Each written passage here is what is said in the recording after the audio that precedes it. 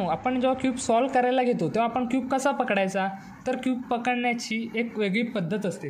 आणि जेव्हा आपण क्यूब फास्ट सॉल्व करतो तेव्हा प्रत्येकाची पद्धत वेगवेगळी असते.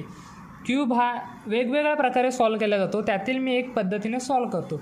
त्यात मी कसा क्यूब पकडतो तर हे बघा, जे आपले 2 अंगठे आहेत ते ह्या 2 सेंटर पीसवर ठेवायचे.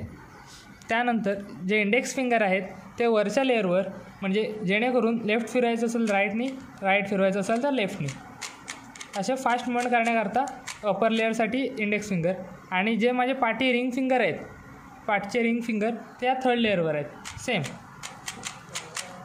आता तसंच जेव्हा जर मला ही लेअर फिरवायची आहे तरच मी ह्या रिंग फिंगरनी वर करेन, असं 1 2, जर खाली फिरवायचं असं खाली.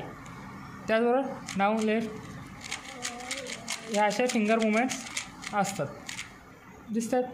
हे असं क्यूब पकडण्याची एक पद्धत असते, त्यामुळे आपण क्यूब फास्ट सॉल्व करता येईल.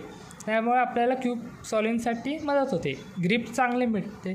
त्यामुळे आपल्याला असं वाटत नाही की आपण क्यूब हातानं पडतो आहे, किंवा आपण क्यूब सॉल्व करताना जास्त कन्फ्यूज होत नाही. ही एक बेसिक पद्धत आहे क्यूब पकडण्याची आणि फास्ट सॉल्विंगची. धन्यवाद.